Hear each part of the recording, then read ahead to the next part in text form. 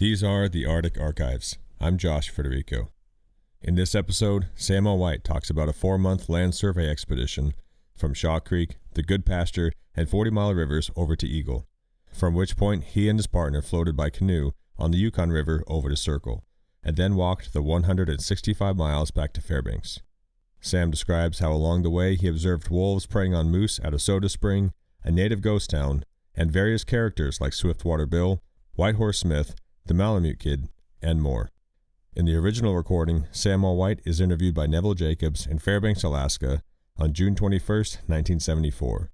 These interviews are part of the Tanana Yukon Historical Society collection, recording numbers 76-38-02 and 76-38-03 in the University of Alaska Oral History Program.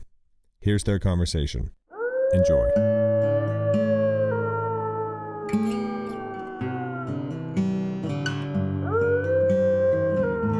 This is an interview with Samuel White, and I'm Neville Jacobs, and we're going to talk about first the trip that Sam made. When was it? 1925. It was. Yeah. And that was for the USGS? U.S. Geodetic. U.S. Coastal Geodetic Survey. Yeah. And tell me, how did this trip come about? They were doing triangulation, precise triangulation there for control. The map worked. The maps of Alaska almost didn't exist then. 40% sketchily mapped by very inaccurate methods. Third order triangulation was the best they had. So they were putting in a network of precise triangulation, which locates things right down to a pinpoint for control for other surveys, topographic and other surveys, land surveys. That was in 1925, I see, and now the thing is pretty well completed. They've got a network of precise triangulation all over Alaska now, and even got North American datum here, brought it up the International Highway. We left here in May and went out the highway afoot. Now, was there a trail, the Richardson Highway, Yeah. the Richardson Trail? It was the Richardson Trail. You could get a car over it, but it was from here to Valdez, but it was subject to washed out bridges and inadequate roads, It was more or less a trail. It was more a trail than it was a road. We took 6 horses with us. I had a packer, a man to pack, very good man, and do the business. And I was to do the recon. And of course, we both had an awful, tremendous amount of work to do to take care of those horses. The flies were thick, the mosquitoes, push flies, I usually call them. They were awfully thick. They were murderous in some places, But the most contrasting thing that I remember then and now was the amount of game there was in the country. It was just loaded with game, moose, caribou, bear, mountain sheep, and everything, And now we see very little of that anyway, except in the most remote areas. Well, we started out with these 6 horses, and we had a whole season's equipment and paraphernalia and food on those 6 horses, except for what we could pick up on the way, like a little meat now and then, and wild onions and other foods that were available along the way, like pea vine. We used young pea vine for greens, very good too. Used the leaves that have a long, slender leaf, It's very good when they're young. And we left the Richardson Trail at Shaw Creek, in the Shaw Creek Valley. And we went up Shaw Creek along the hills there that borders the Tanana River until we got to the Goodpaster. Then we dropped over the ridge from Shaw Creek to the Goodpaster into the Goodpaster River. But Now, was there anybody living up in there? There was nobody we saw, not a living soul, for the summer until we got to the mine on O'Brien Creek on the 40-mile. We was 8 weeks without seeing anybody at all, not even an Indian. And who was your partner? His name was Mackenzie, Dan Mackenzie, big thick-set fellow, and he knew his horses, and he was very capable. And we just had a ball all from along, you know. He was one of them guys that could be contented as long as he was in the wilderness. And we had lots of experiences that summer that was really out of this world, you know. I don't think it'd be possible on the North American continent to have such experiences anymore. Now, what sort of experience? Oh, like game animals running into bears, you know, stuff like that, and bears coming into camp and have to get rid of them, shoo them out, you know, and try not to kill them. And we had to kill a few because it would have been a disaster for us if we'd lost our outfit, our food especially, you know. And we left here, arrived in Eagle about the middle of September, and we was walking every day. Of course, we didn't go straight along, you know. We followed a line that would give us visibility from one mountain range to another sideways. It was a quadrangle pair, you know, triangulation. And you were surveying? Yeah, we were surveying. What kind of instruments did you have? Well, very, very minor instruments. I had a magnetic compass, one thing, and a plane table, which I plotted the peaks on, you know, and took bearings on them that way. Rather a crude way to get them, but they didn't require that part of it, the reconnaissance, to have it right down accurate. The observing party comes along afterwards with the big, precise instruments, and they measure that thing right down to a hair, you know. And they're very, very particular about it, too. But we get it so that they can, if they set up their instrument, they take our bearing and they put their instrument on that bearing, and that's close enough so they can see what they want. Then they do the locating right there then. Now, what was the reason for this reconnaissance? Did it have to do with the border of Alaska? Or? No, it had to do with making the maps of Alaska and straightening out what they had already made. There was the sheet that Alaska is done in topographic sheets, you know, and their measurements for distance was done by foot traverse, you know, just pace it off, and sometimes estimate, I guess, and then their directional control. They'd start out from the best location point that they could possibly get, you know, which was not very many in the country. And the farther away they get from that point, the less accurate their work was. And they get so far away from it after a while that it wouldn't be no good at all, because the thing was done in topographic sheets on plane table, and they'd have 2 sheets covering some parts of the country. You put them sheets together, and in some cases they wouldn't match. The rivers wouldn't come together by 8 miles. Why didn't? Well, Sam, what happened? You went up Shaw Creek, and Shaw Creek comes into another river there, you said. We went up. Shaw Creek comes into the Tanana River. We were going up the creek, but I went over to the Salcher. I followed that ridge up and crossed the Central Creek, and went up the Salcher and went on to the mountains at the head of the Salcher. They're very high, and there's a lot of mountain sheep on them. And that was one of the places where I put several points, was up there on those mountains, you know. And it took me several days. I come back to the Salcher River on the way back, and the salmon were running up there that early, and lots of them, you know. And there was bears all over the place fishing. Grizzly bears. So I figured I'd go up the river another bend and cross over. I had to wade it, and the water was very turbulent, you know. My gosh, I looked up the river and, boy, there was 3 more bears up there. They were fishing together, so probably no matter how far I went up, there'd still be bears, grizzly bears, so they weren't paying attention to me. They're probably 100 yards away in both cases, in all cases. So I decided to cross over right between them 2 groups of bears, which I did. And of course I had to help the dog because he wasn't long enough legged to get, I didn't want him to wash downstream in front of them bears because they'd try to take him. So I had to help the dog across, grab over his collar. We got on the other side, and the dog was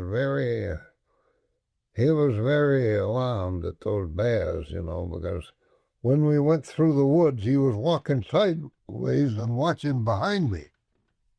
And he kept bumping against my shins, or the calves of my legs.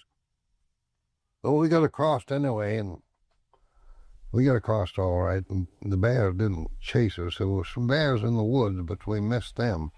I don't know just how we missed them all. There were so many of them there. Concentrated, for fish. And the dog was a good alarm for that. We got back to the camp all right. The fellow was waiting for us, and I was gone about 3 days.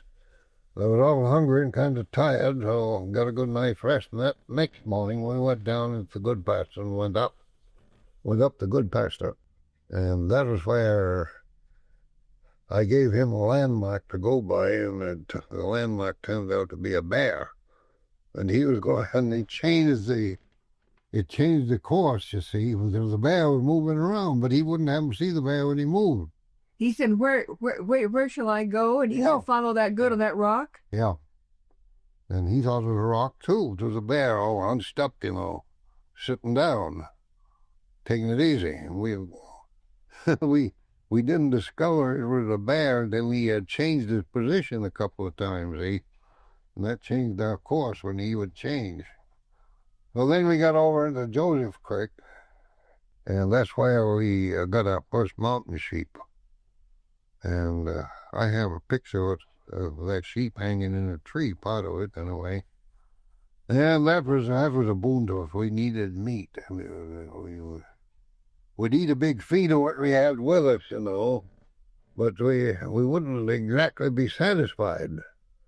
So we added that meat to it, and that was good. That really kept us going. Then we got down the 40 mile, and we came to that moose bite, where the wolves killed the moose. Now tell me about that. You went in there and you got that before. No, I didn't, Sam. That was erased. Oh, I lost that. We camped up on the head of this creek, Manila Creek. Up where there was only just a few dry poles sticking up, was way up the head of the creek. A nice place to camp, nice cool breezes. And we're sitting out in front of the tent after just having eaten our dinner late that evening, and it was an Indian summer dinner and Indian summer weather. And sound carried very well. And we heard this awful rumpus down the street, grunts and roars, and we was too new in the country to know exactly what was going on down there. It didn't sound then like anything we'd ever heard before. But anyway, we made up mind we'd find it when we went down the creek. We took us 2 days there to do the work from that camp, and then we went down the creek and we was looking for this place. We had no trouble finding it at all. It was a half-acre ground all torn up. It was frozen ground, And as soon as the moss was torn off from it, and the jack spruce were crumpled up and trunked into the earth, why, the thing thawed out and there was a kind of a mud hole. Well, there was a wolf's tail sticking out of the mud right in the middle. That showed us what the wolf was killing a moose. So I said, I'm going out and pull that wolf out of the mud and see how much of him there is there. I got all ready for a big pull, and all that was the tail. The wolf was gone. There was no evidence of a wolf there. And then we went down and looked at what was left of the moose skeleton. They cleaned the bones right off slick and clean. But they were still fresh, you know. You could see they were still fresh. They'd even cracked some of them for the marrow. You know. The antlers laid there was a huge big moose. And he was right in his spike in his trim at that time of year, you know, but there was too many wolves for him.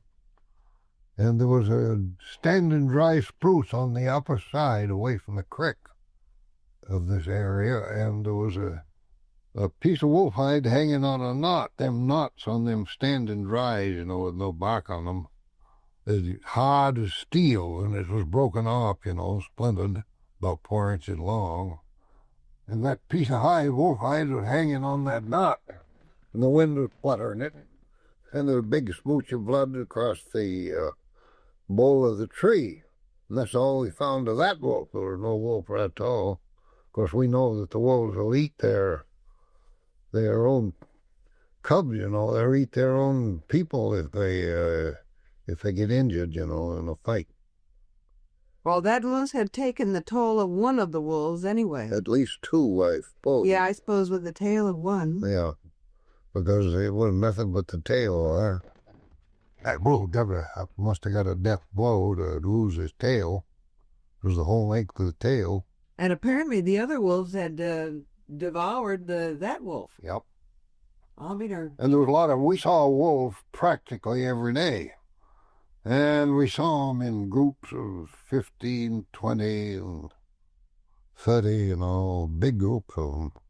There was a lot of game in that country to support it was that wolf population. Yeah. It was caribou by the hundreds of thousands all over, all through the country, right from Shaw Creek on till we got to Columbia Creek, which was pretty far up. And there was moose. Every day we see a moose, caribou, you know, and wolves. We didn't, I shot them 2 wolves up there at the Columbia Creek Lake. And then you didn't get that, did you? Well, we picked a campground just below the lower Columbia Creek Lick. Of course, we didn't know there was 2 licks on the creek there. No, we didn't know. Now, when you say lick, what do you mean? Well, soda water bubbles out of the ground, and the moose comes to drink that.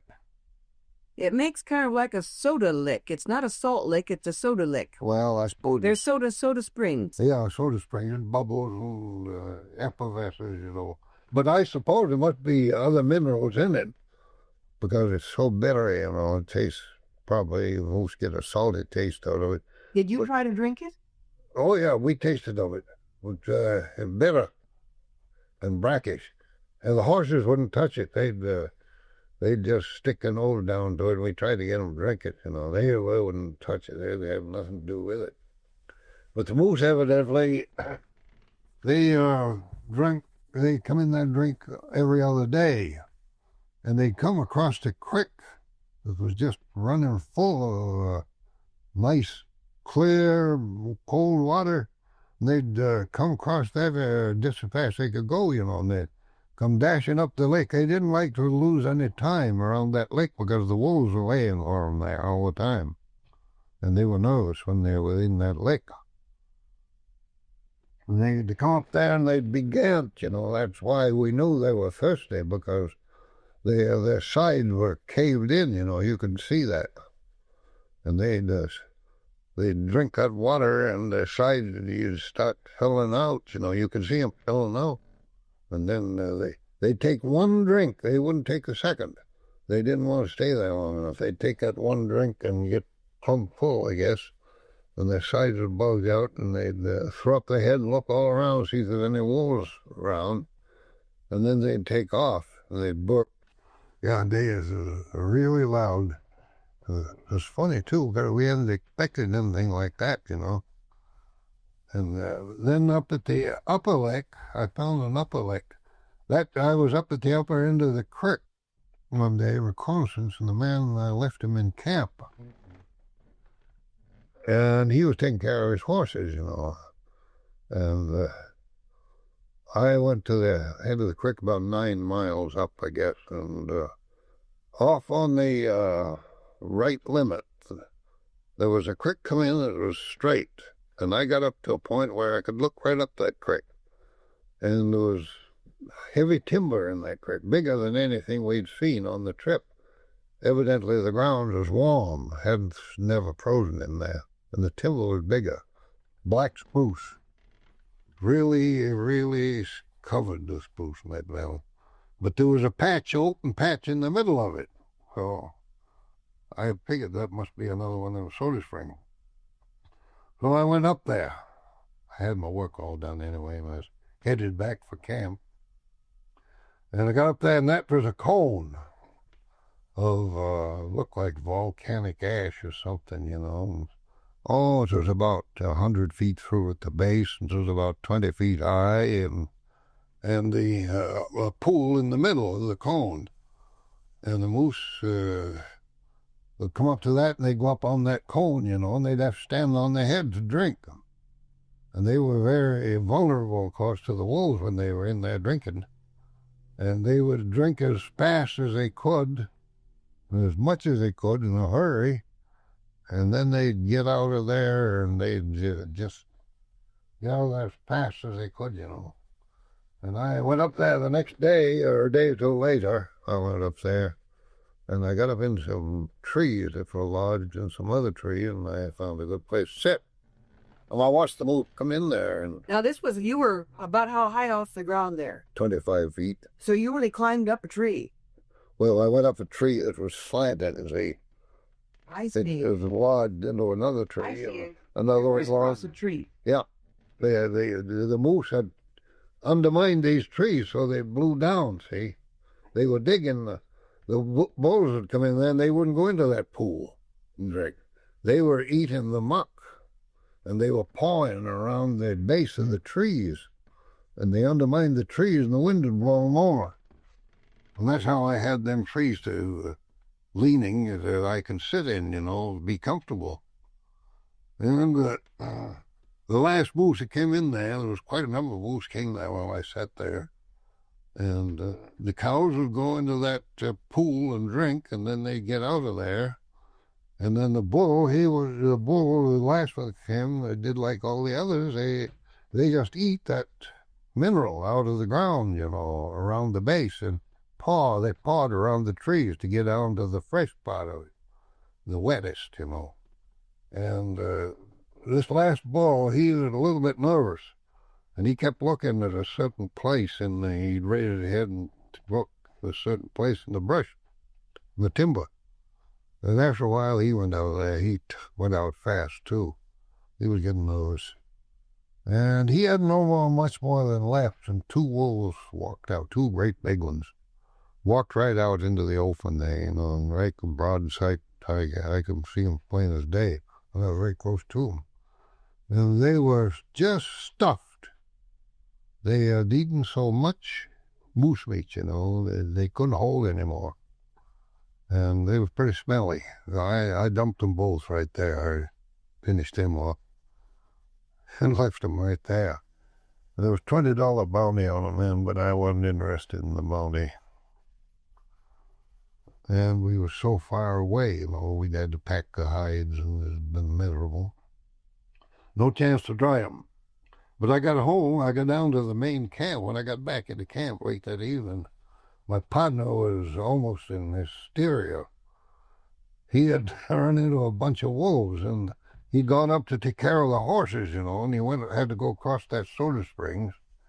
And to get up there to this meadow where he left his horses, he had to go through this thicket, jack spruce, like hair on a dog's back, you know, head high, and perhaps a little more.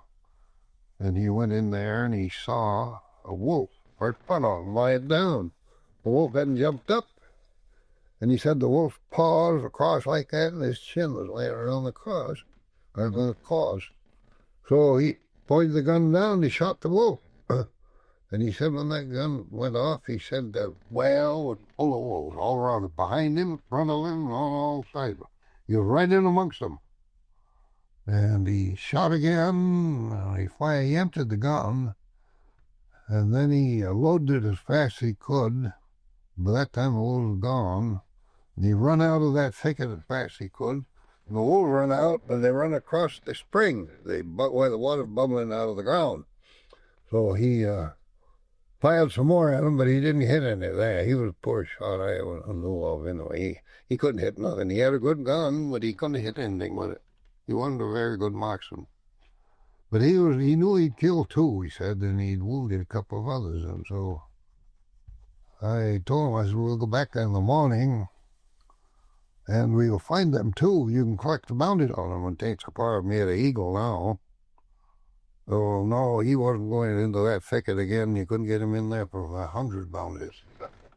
He was just scared, you know. So we went up in the morning. I talked him into going up, but he wouldn't go into the thicket. I went in the thicket, and he told me where to go, and I walked around in the area they indicated. First one, I found one of the wolves. And then 2 minutes later, I found another one.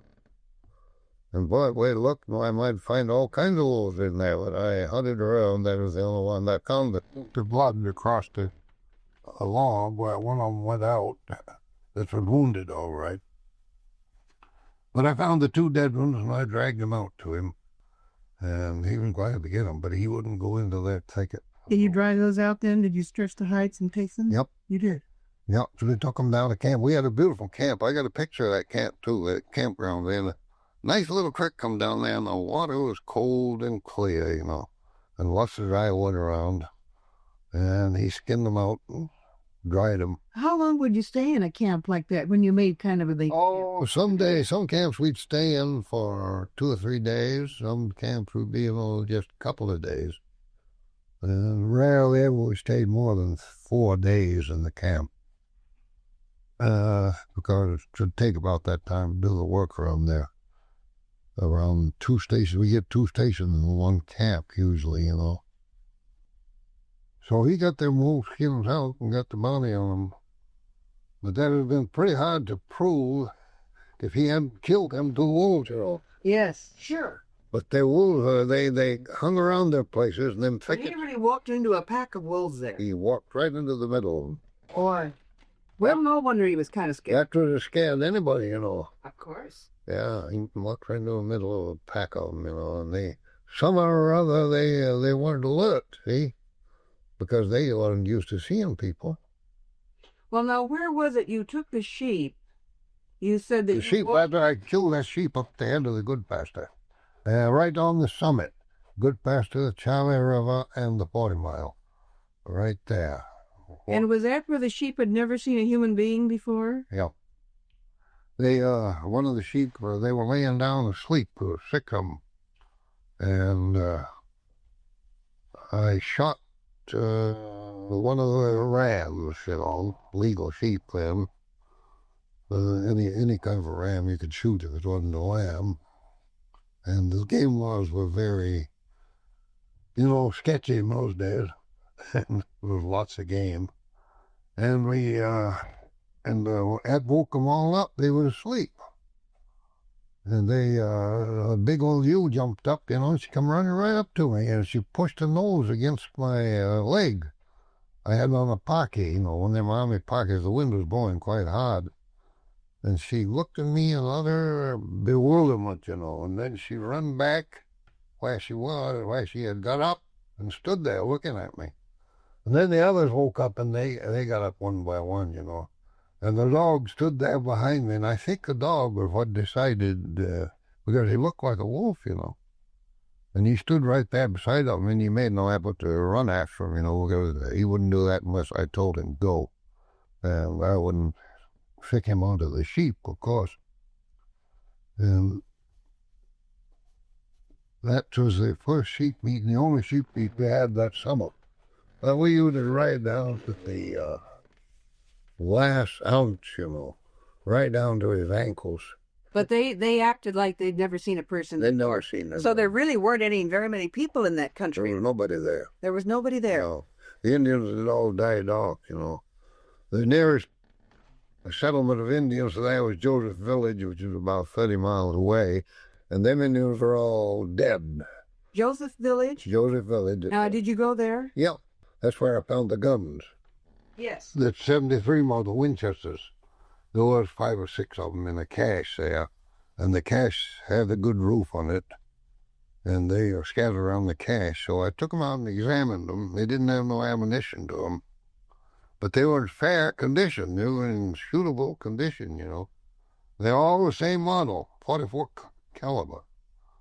And the old 73 model, them are museum pieces now, you know. So we rolled them up in canvas and put them back in the cache, tied them up, you know, so that they'd be there if anybody ever wanted to take them, and I suppose somebody did, because later on, the years later, you know, they made a place to land there for airplanes. They built a village for prospectors, and I suppose they probably... Think about. Yeah. Well, now that was an old Indian village.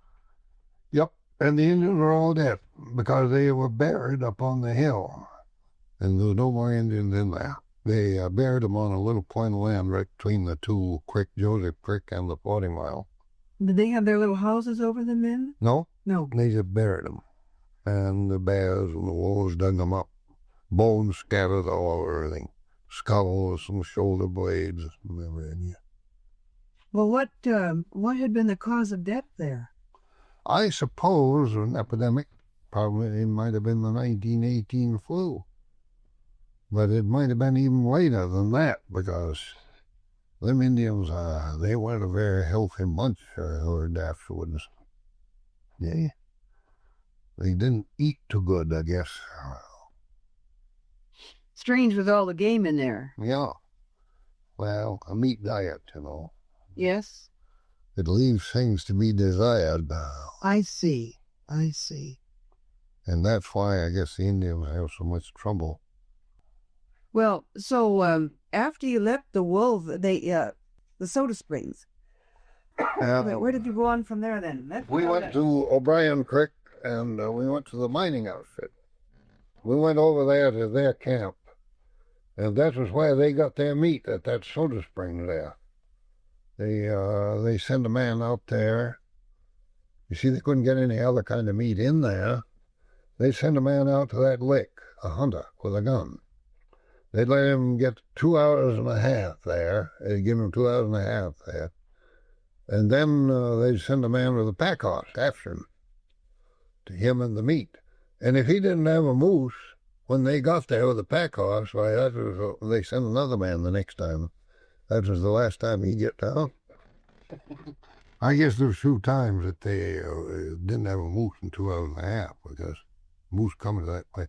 It had trails radiating in from all directions, just like, and some of them were 2 feet deep, where the moose had chomped them down, you know.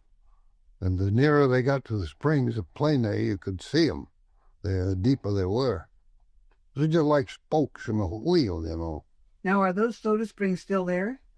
Yep. And there's a honky-tonk joint right there, just 9 miles from the Taylor Highway went through there, see? Across Columbia Creek. And they've got a beer joint and all the... Not many moose left in there now. Ain't any coming to that spring anymore. Really? Yeah, they've cleaned them just about all out of there. Now, Sam, did you ever take a count on any of the caribou up in there? You couldn't count them. They wouldn't be standing still long enough. You'd be so mixed up, you could estimate. You could take a band and estimate them, and then look at the next band, see how big that was, and estimate. That's the only thing you could do. But there was hundreds of thousands of them. The numbers were meaningless. There were so many of them. That's why caribou migrate and travel, is because they use up their fodder so fast, you know, when they go through. Well, now, did you keep track, or you said that you marked on the map where different kinds of game was? Yep. What, did you observe anything about these caribou? Yeah. Like the quantity of the number of bands or the number in a band and that sort of thing? Yeah, I did. Had it marked on the map, and I had good campground marked where there was good water and plenty of dry wood, and horse feed. That was the all-important thing was horse feed, you know. Of course. And well, there was a lot of pea vine. That pea vine was excellent hog feed. That's the one that has a little pink flower, is it? Yeah, and it has a pod on it, you know. It's like a sweet pea. Yeah, it looks like pods are usually about that long with peas in it. It's small. It isn't as big as a domestic pod, you know. And it has long, slender leaves. Come down to quite a sharp point. Yes, I know this plant. I've seen that. Yeah. Now, we use that for greens. We cook that. The young leaves. And, of course, we used to throw in, if there was any peas on there, we used to we throw them in, pod and all. And we made that sheep last a long time, you know. We boiled the bones and everything. And we, of course, we had a lot of fruit, wild fruit. We sometimes had raspberries, but mostly we had blueberries. There was a big crop on that hill. And they were good. Now, the blueberries came ripe in what, July? Yeah, on the last of July, yeah, if I remember. Now, Sam, you and another man, and 2 horses for pack animals. 6. 6 horses. Yep. What all would you carry? What did your... Oh, we had a tent, and we had a top or 2. Yeah, we had a top for every pack. And we had dehydrated grub, you know, and flour. I don't remember that we carried coffee. It seemed like we carried tea more than we did coffee, and we had salt, sugar, and rice, staples like that, and dried potatoes, and canned eggs, the yellow quiche kind, you know. Dried, were they? Yep. Yes. Yeah, that's what. And we, our staple breakfast was hotcakes. And whatever we drink for them. I don't remember. I was never much of a coffee drinker myself.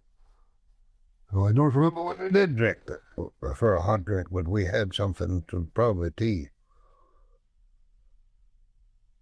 And of course, when we had that sheep, we eat pretty heavily on meat and boiled the bone and cracked them, got the marrow out of them, and boiled them up with fireweed.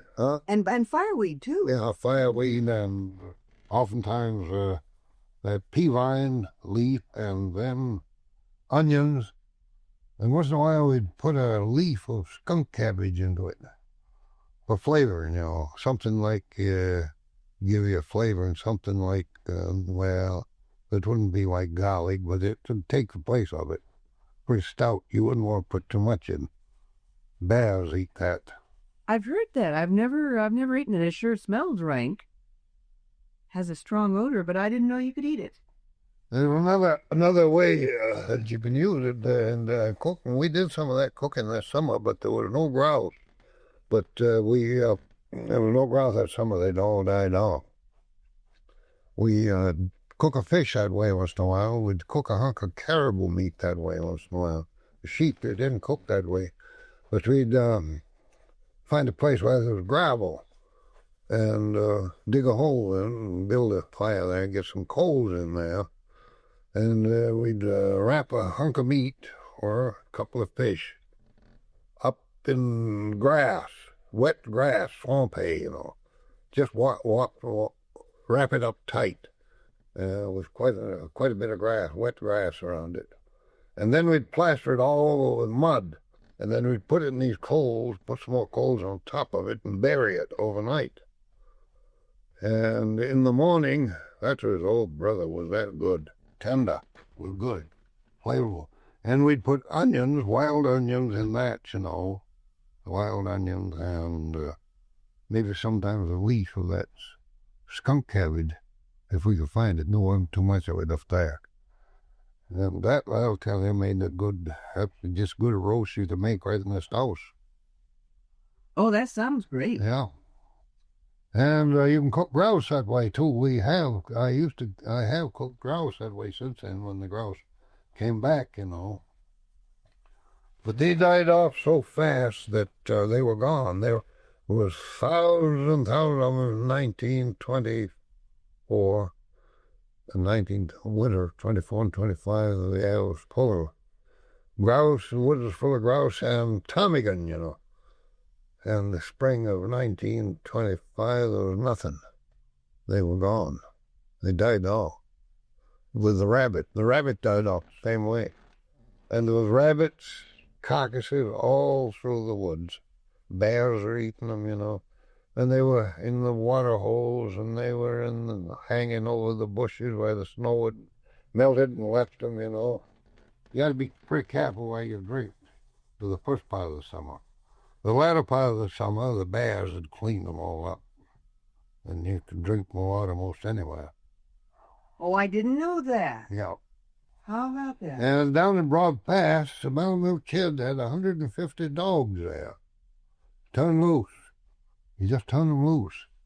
And he was pretty cagey, you know. He was the no guts anyway again. He was a pretty cagey operator, just the same. He was a dog man. And he had those dogs running loose there in Broad Pass, and they were picking up the ptarmigan. There were so many ptarmigan. Now, the ptarmigan would put in the morning on one side of the pass, the railroad track. Sometime during the day, they'd fly over to the other side. And when they fly over, they'd leave so many dead ptarmigan under them telegraph wires. That's what them dogs were eating on. They were patrolling up and down the telegraph line all day long, you know. Eating up the ptarmigan that had killed themselves on those telegraph wires. Yeah. My word. You wouldn't imagine, you know, that. And finally, the ptarmigan left. They went somewhere else, you know, later in the season. And then they got dangerous, those dogs. They'd surround the section hands. And they sent in to the marshal, you know, to come up, and he come up and he killed about 100 of those dogs. Is that so? Yeah. They brought up, I guess he brought up 2-3 deputies with him, much shotgun and buckshot, and they were shooting dogs. I was there when all that stuff was going on. I was there in and out of there. Well, now, what did the Malamute Kid do about that? He couldn't do nothing. He couldn't do a darn thing, you know. What did he do? He drove dogs, and he was a dog team driver. When I first came to Anchorage, 1922, the trails of the Kuskokwim were still active, dog teams. And he was hauling one of his favorite loads was, he had 3 dog teams, 3 sleds, big sleds, you know. He could hook up as many dogs as he wanted to. And he'd have 3 dog teams. He'd have them all loaded with lemons and oranges. And he had foot warmers in the load to keep them warm. And he'd get them into McGrath, and over there flat, he'd get $1 an apple, $1 an orange, and $1 a lemon. Make money that way, you know. He'd take hundreds of them in a load. But in addition to that, he would get 1 or 2 passengers to take over, you know, and sometimes as women, a miner's wife or somebody going over to the camp, and they'd pay their fare, $275, I think it was. And they'd pay that. He wouldn't even talk to them until they'd paid their fare. And when they paid their fare, then he had them hooked. And they think they were going to ride this dog team with a dog driver behind. They were the dog driver. They had to drive the team because he had the sled loaded with oranges and lemons. Well, what would he do then? Take 2 or 3 sleds and he'd go along with them? Oh, he was driving the head team. He'd drive the head team, and then he'd have them driving another team. Yeah, the passengers, the paid passengers would be driving another team. They couldn't get their money back. What a swindle. A swindle, that was only half of it. Then he'd get to his favorite roadhouse, you know, like when he had 2 or 3 of them, you know. And he never paid anybody anything. He kept that money all to himself. And they'd get to a roadhouse, and they'd have fish. They used to sell dog fish, dried fish for dog teams. And they'd have a lot of it. And 75 cents a pound. Way back there. And he'd get stuck there. Yeah, my dogs are in bad shape, and I can't go today. We'll have to stay here today. Well, them passengers would have to stay there maybe 2 or 3 days. He'd keep them at one of them roadhouses, and they'd have to buy dogfish for his dogs. He'd make them pay for that dogfish, And when they decide that they'd better pay, or else they had to pay their roadhouse expenses too, $1.50 a meal, 2.50 in some of the more remote roadhouses. He had all kinds of rackets, And he had it pretty much on himself. There was 1 or 2 others on my trail, but they were probably not about doing the same thing. But he had an outfit situated up there at Broad Pass then when... No, he just took his dog up there and turned them loose. Oh, I see. That's what would keep them there. Yeah. I see. Through the summer. Yeah. I see. Because he knew that was good food along that telegraph line. Yep. It would keep them. Right. They crossed from one side of the pass to the other place a day. I'll be darned. Well, Sam, we kind of got off of your story about the trip up the Goodpaster. I was going to ask you what the outfit did up there on O'Brien Creek, was it? Yep. We carried the steam triangulation reconnaissance on through to Eagle then, and that put us in Eagle on the Yukon. Well, I'd had a canoe shipped to Eagle to come down the river, and that's the canoe right there. And that picture is when we left Eagle. Now, there's a picture of a dog. Yeah. That's your dog. Now, which dog is that? That is Fox. His name was Fox. Yeah, he was a super intelligent dog, and he didn't have no bad habits. He knew all the commands for leading the team. He knew how to boss a team, and he was a 90-pound dog, a big, heavy dog, Now, he doesn't look like a husky or an Alaskan. A Malamute. He was an Malamute. Yeah.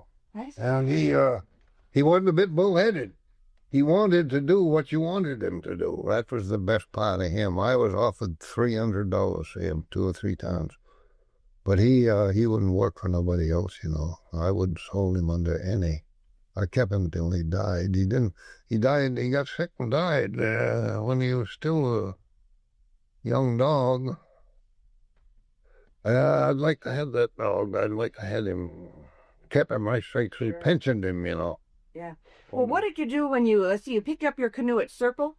Yeah. No, at Eagle. At Eagle. Yeah. Yes. The canoe I had shipped up during the summer. And the MC company, they took care of it, They put it in the warehouse. The MC company was if they had a station anywhere, them were the ones you depended on because they had everything, that you needed. And you could get credit. I could even draw money in Dawson and have it transferred to my account here in Fairbanks. It was a wonderful arrangement, And the MC company had pretty honest agents. You could depend on them, Now, Sam, how long did it take you to go from Fairbanks up to Eagle? We got there about the middle of September. From about the 10th of May on to the middle of September. Because we were... That's 4 months? Is that 4 months? Yeah. Boy, And then we got into the canoe. We sold our horses in Eagle at public auction. And they all went from $75 to down to 75 cents. One old fellow bid 75 cents on one horse a year. They used them for dog feed, see. And then nobody else did, so I let him have it. And the others didn't bid because they wanted him to get it. And then there was 3 horses that found homes out of that bunch. The rest of them, I guess, were used for dog feed. 3 of those horses, one old fellow took his horse out on the creek. And whenever you see him, you see that horse. See, they got to be real pals, That horse would tag him around like a dog. And then one of them was a very valuable horse. Powers wanted him. And the Randalls wanted him. And the spirit of competition was pretty keen. Mrs. Randall wanted him very badly, but Mrs. Powers overbid her. She couldn't go that next bid. So John Powers' daughter got the horse. He was a good horse. Now, one of your horses was a mean horse, you once told me. Yep, that one went for dog feed. Now, while you were going cross country, did the horses go without shoes, or how did you take care of them? No, we just shoot them. Halfway in between that eagle, we shot him. You did? Yeah, that's when we threw that horse in the nice soft meadow. We picked out a nice soft place where we could shoe him, and we hobbled him on all 4 feet, and then run ropes in between, to cinch up. And just at the last minute, he got wise what was going on, and he started bucking and jumping. And every time he jumped, we'd pull up on the rope, and we had his feet all the way together. But he got out of that soft area, and when he fell onto a bunch of logs that were all crisscrossed, and they'd been burned and uprooted, And he fell right across a bunch of them logs, down on his head. And he laid there, and Dan said, "What do we do now? Let him up?" I said, "No, shoe him right there. Just tie him right down to them logs, his own fault." And he was groaning and crying. Tears, great big tears run out of his eyes, laying on them knots, and we tied him down to them logs, and because he was tricky, and we might have got crippled. He was a mean one. Yep. And if we'd have got crippled in there, you'd been the end of whoever was crippled, the other fellow would have to walk out. He was the one that went for dog food on the way. Oh, yeah, he went for dog. Too bad. He was Poor old dog.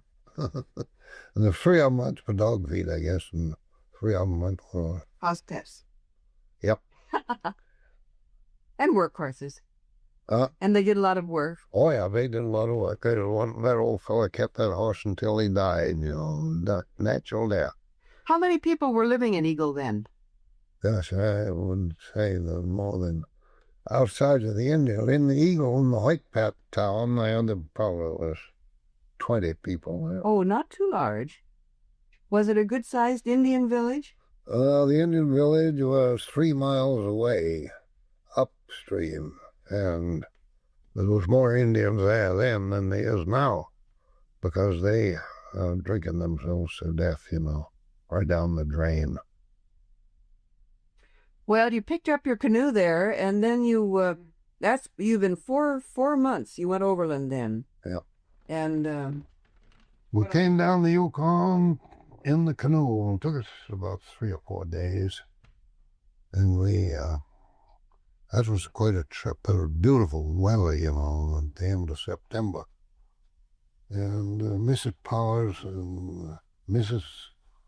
Randall both, they had given us a little loaf of bread, to eat on the way down, because we'd been living on bannock and hotcakes all summer, and that was very good.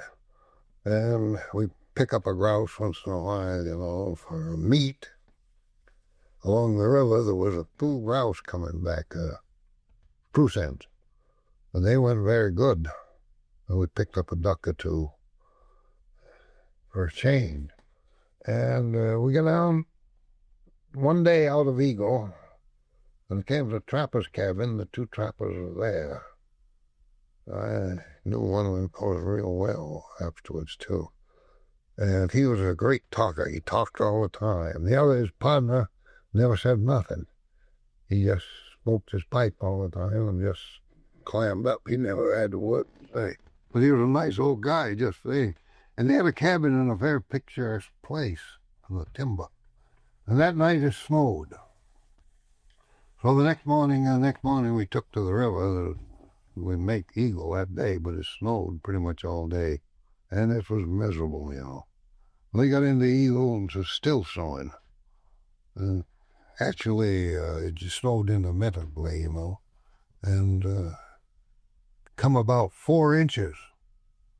And we had to walk from Eagle to Fairbanks. Circle to Fairbanks, yeah. There was no highway then. They were working on it, but they had it as far as Cassiar Roadhouse. They had it brushed out that far, places that was built. But from there on into town, but we walked anyway. We started out to walk her in, and we walked her in. Well, now, did you and your partner come in alone then, that last No. stress?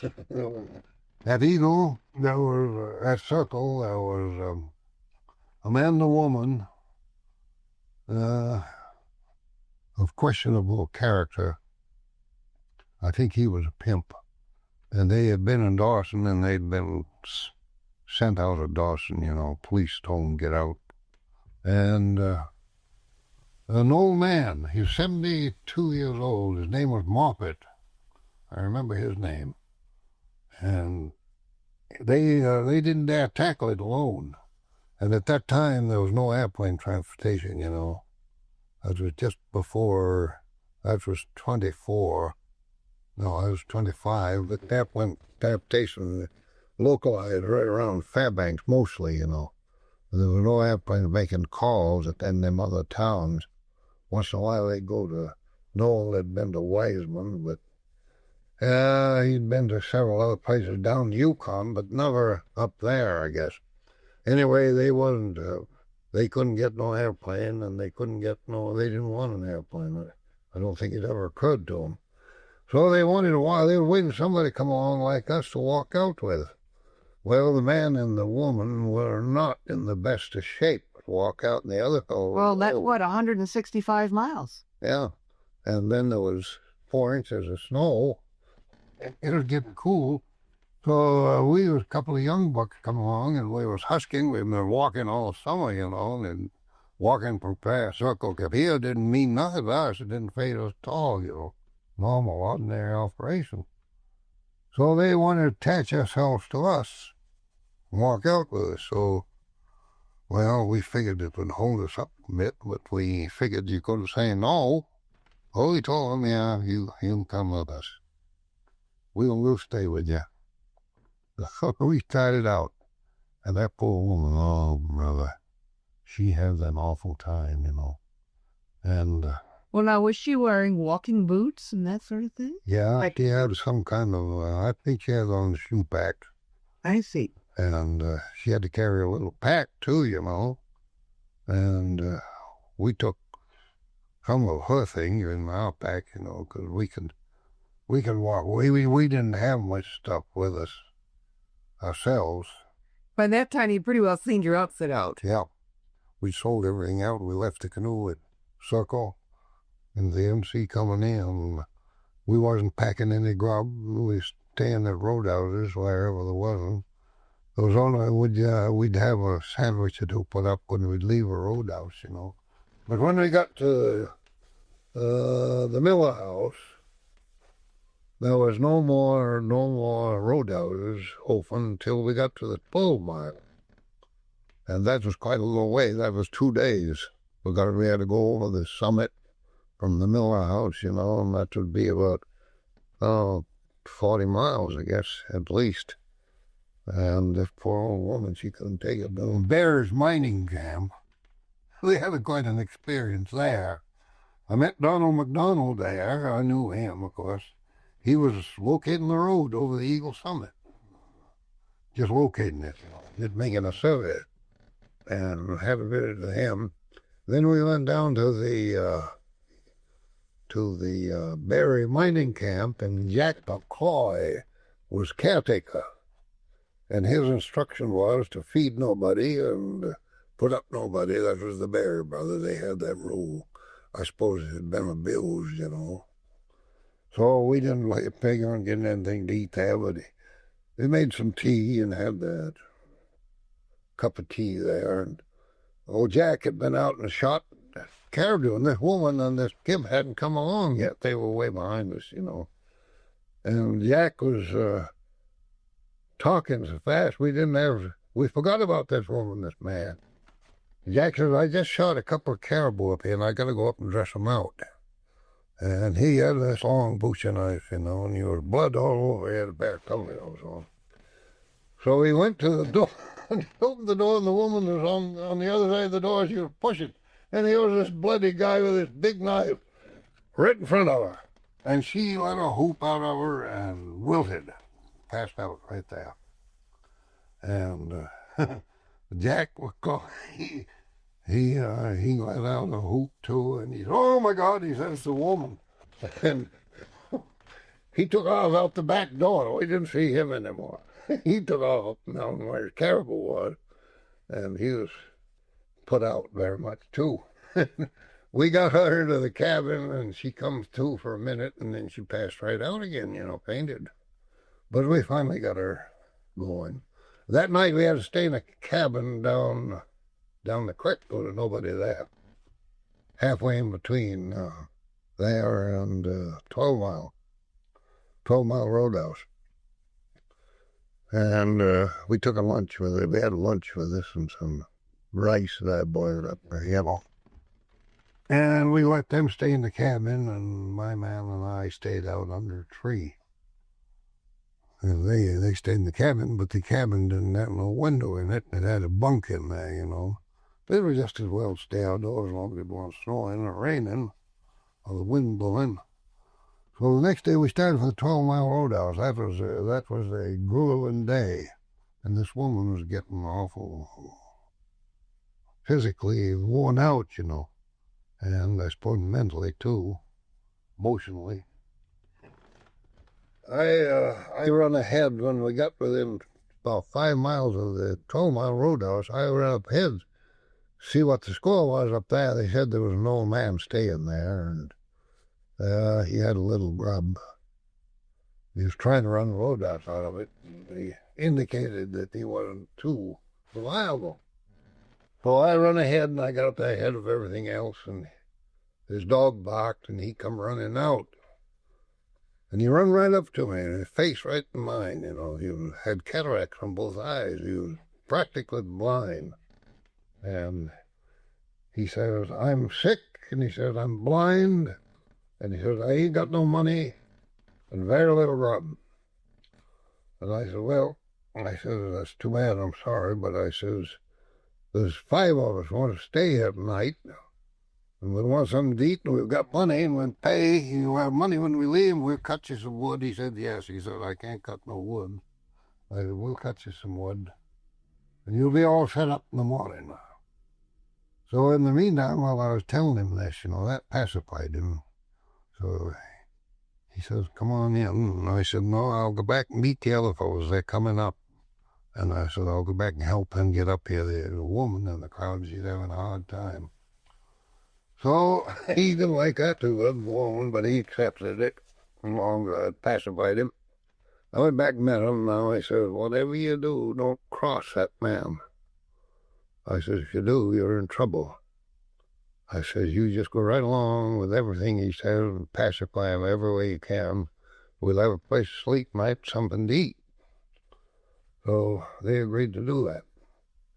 Well, they did that. As fast as they come up, he run right up to him, give him the same spiel as he gave me, And my man came in ahead of the man and the woman. So he ran up to the man and the woman, and he gave them the spiel too. And when they come in, and they pacified it, and then it was all right that far. Then the old banker from Texas, he was a cotton man, He had a lot of money. He was a banker. Old Steve ran up to him and gave him that same spiel. And he says, well, partner, you're in a hell of a fix. He says, come to your own talk. You wouldn't let him in the house. You say, you can sleep out under that tree tonight. He wouldn't let the old banker in. So after a while, I talked to him, old Radium. Steve Radium was the man's name. I talked him into letting the old fellow come in. I said, he'll die out there under that tree. So we let him in. And in the meantime, I'd looked around and I'd seen the meat that he was having. There was an old caribou. He'd shot a caribou and it laid on the ground. And his dog was eating off from it. And that was the meat he was using. And it was sour. So I got them people out by their cells and I told them, I said, whatever you do, don't eat any of that meat. I said, it'll look good and probably taste good. But I says, if you eat it, you're going to be sick. How did you know it was bad? Smell it. I see. Yeah, you can smell it. And cooked up, you couldn't have told it? No, when you cook it up, sometimes it tastes pretty good, And they were hungry. So he had a big platter of it on the table that night for me. And he had some bread that he'd made. He made pretty good bread, too. had some dried applesauce and some boiled rice. Well, that's what I made my meal on. And, of course, old Steve Rady, he was pushing the caribou meat. He wanted to see some of that. It smelled all right. A big platter of it sitting on the table. One guy, he said, by gosh, that meat looks good. It smells good. He said, I'm going to try a little of it. And I shake my head at him, but it didn't work. So he reached over and whacked off a junk and eat it. Oh, he says, that is good. He says, you've been some. Come on, Sam, have some meat. That is really good. And, of course, old Steve, he beamed, He was shoving the meat around the table. Everybody took some but me. I wouldn't touch it. I said, no, I ain't going to touch that meat. I said, I'm not a meat eater. That was a damn lie. I am a meat eater, And I like caribou meat, too. Well, we started up the next morning on the 12-mile summit. You've been over the 12-mile summit, There's no brush, it's all barren. For a long way, we headed for the highway wasn't there yet, and we was headed for over into the head of Pace Creek. And, I see, sure. And it was just barren when you get up there the way, and these people High ridges, not a tree in sight. No. Just snow. Just snow, yeah. And these people started getting sick. And my God, that poor woman, and they started getting weak. So I had to relay all the packs up to the top of the hill, the summit. And then I had to relay them down to the head of Pace Creek. And then I had to go back and help them up the hill. And they were more time, stopped and having trouble than they were walking. And they were getting awful weak. And I got them down there to head the creek. And I made a big spruce bed for them, for all of them to get onto right in the bunch. And I went over across the creek with some ptarmigan over there, and I shot a few ptarmigan, and I got a few spruce hams. And I brought them back to them. I said, tomorrow morning I'm going to get out of here early. And I said, I'll go down to Pace Creek Roadhouse, and I'll get some medicine you give people. I'd used that medicine before in cases like that. So I went down there the next morning. I went down to Pace Creek Roadhouse. That's about 8-9 miles. And I got a can of pepper and some sugar and some sandwiches. I had the fellows run the place. He was a nice guy. I can't remember his name. He put up some sandwiches for me. And I went back and I gave them all a dose of this pepper. Half a spoonful, Greased it up in warm water with sugar. And they ate them sandwiches, and they must feel a little better. So then... Now, what does the pepper and sugar do? Oh, bind you up. I see. Constipate the beat to the... I see. It overcomes the diarrhea. Oh. My gosh, what a terrific it's drastic. drastic countermeasure. Yeah. Your eyes get red, and they burn, and your face gets red. And well, I had to give one guy down in the Colorado River, he got it alkalide, and he was the boss too, and I had to give him 3 or 4 of them for something. But it worked. Anyway, and we got him down to the Colorado. I got him down that day to the roadhouse, the Pace Creek Roadhouse, and that fellow was a good cook. And he had a lot of blueberries put up in kegs, and he had 6 or 8 5-gallon kegs, and they were all spoken for. And I said, "You going to pick any more?" "Yes," he said, "I'm going to pick some more." He says, "There's a place down there where they didn't freeze yet." I said, "Put me up a keg." And I paid him for him right there. And I said, "When you come in," I said, "bring him in." He would come in before he could go with the dog team, because he wouldn't have no transportation. It was snow come, and there wasn't no snow on that side. So, by golly, I got my blueberries, and they were really good, 5 gallons of them. Well, by golly, that was all right. But we got down, the next roadhouse we got down to was the Cassiar Roadhouse. And there was an old-timer that owned that, and he died. And he had a niece down in Oregon somewhere. And she was a pretty little thing, too, and very brave. And she had a little girl with her daughter. Her husband had died. She was only about 22, 3 years old. And she was running that roadhouse all by herself. And she didn't know nothing about it. But her uncle had willed this all to her, gave her everything, clear title to everything he had. And she had bravery enough to come up here and look into it. She was running that roadhouse. We dropped in there on her. And she had to sit down a minute, 5 of them dropping in on her all at once. And the other people weren't too good to shake, but I was all right. The rest of them had that trouble, and they were still weak. And she didn't know what she was going to cook, so I asked her what she had for groceries. She told me, and I said, well, that's good enough. We'll get by on that.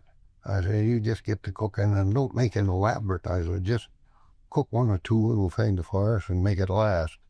And I said, we're going to pay you for this, I said, it's $1.50 a meal. So that was all right. She got busy, and that made her real happy. She was just beaming, And and the old man got right at the kitchen, and he did chores for her, old Moffat, the old banker. Oh, he liked her. We all liked her. We took to her right away. She was a nice personality, and real good looking too. And she had courage, That was what I guess we all liked about her. She had courage. That took courage to do what she had done. So anyway, and this little girl, she was very nice too, We made some attention to her too. And we stayed there that night. And next morning, had our breakfast, and we pulled out. And we paid her. And that was the first money I guess she'd taken in, really. And later on, I kept track of her. She married one of the road commission foremen. And he was a nice fellow. I can't remember his name, and I can't remember her name before she married him either. But I did know them. And they moved into town, and they had a couple of children. And about 4 years, she had cancer and was dead. And a few years later, the man died with cancer.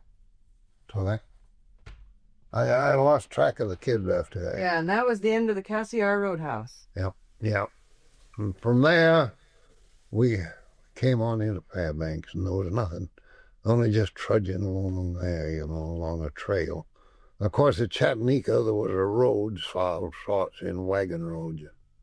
And the FE come there and got that in, That was before they had done any dredging, and it had been mined out. Cleary Creek had been mined out around and all around Chattanooga by the old methods. And there was tailing piled all over. Oh, I see. How about this, not sluicing, but with the big hydraulic operation? Was there any hydraulic? They didn't have any water there then to hydraulic. They were building, the first thing they had to do was build a Davidson ditch and bring the Chattanooga water over into Gold Stream, see. They brought the Chattanooga water down the ditch, and they could take it out anywhere along the line, Chattanooga. When they got it over into Gold Stream along the side of the hill there, they could use it. But the old timers, the first time I was on Gold Stream years ago, that was the fall, November 1922. I came up here and went over the Gold Stream to November.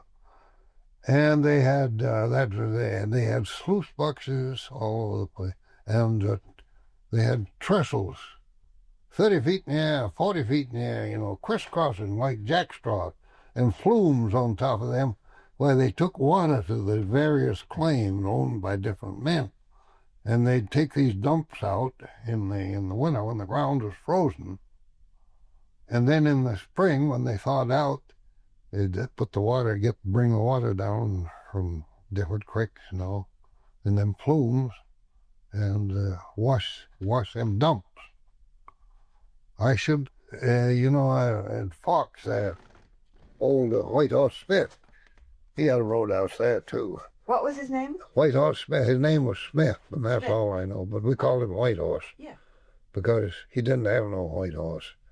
That's why you called him White Horse Smith. Yeah, we called him White Horse Smith because the creek was covered with Smiths, and most of them had white horses.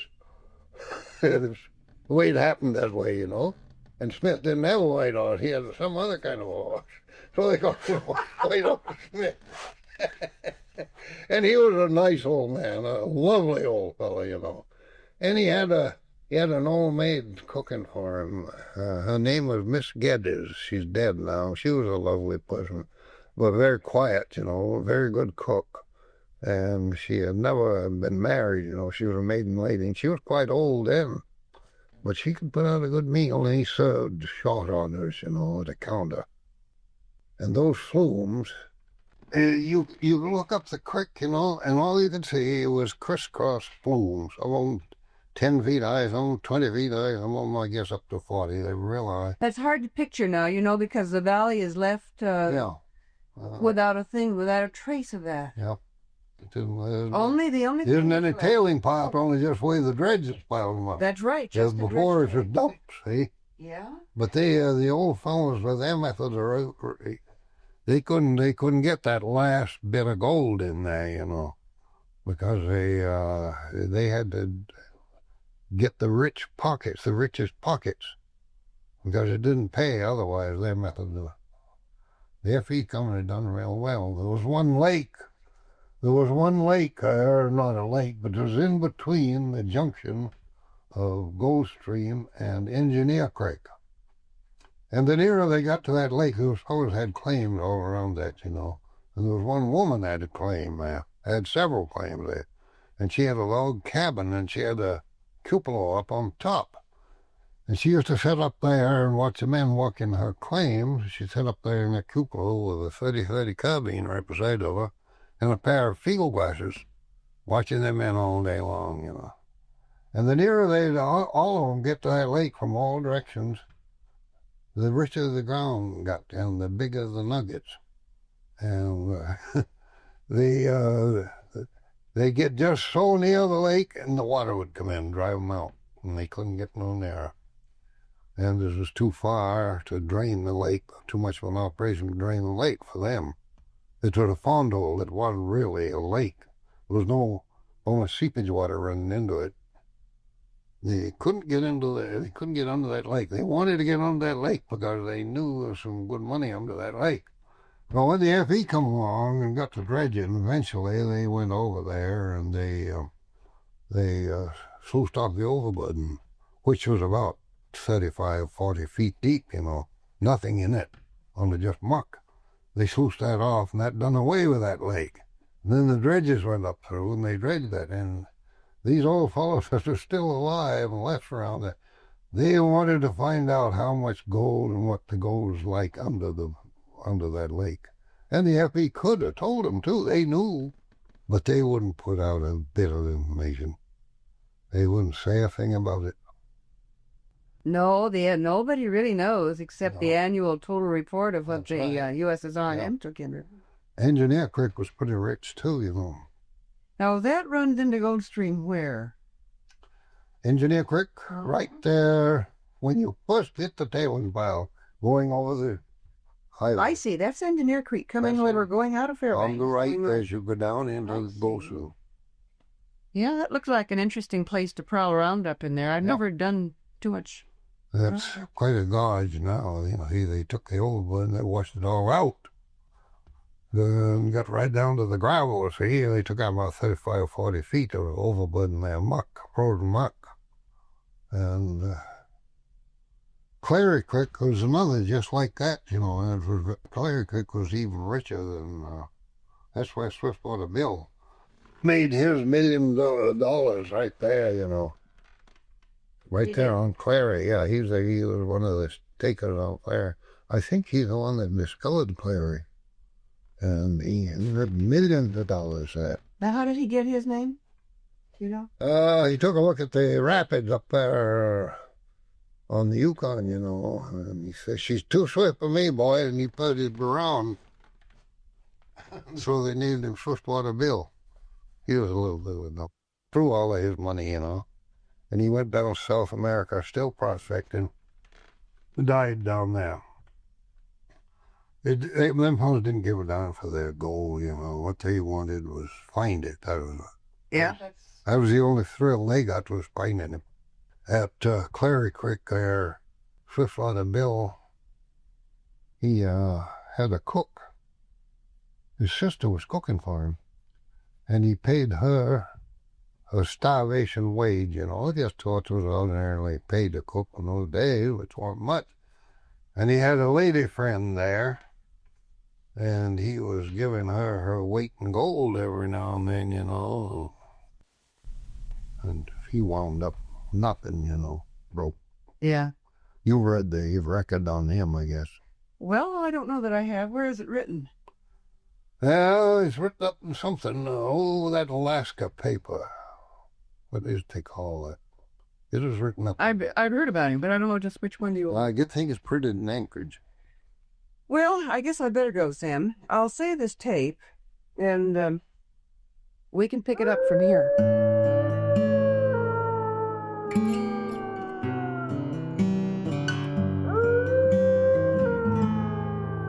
Thanks for listening to the Arctic Archives. If you enjoyed this episode, a rating or review helps the show reach more people. And if you have a story of your own you'd like to share, I'd love to hear it. You can reach me by emailing contact@arcticarchivespodcast.com. Until next time.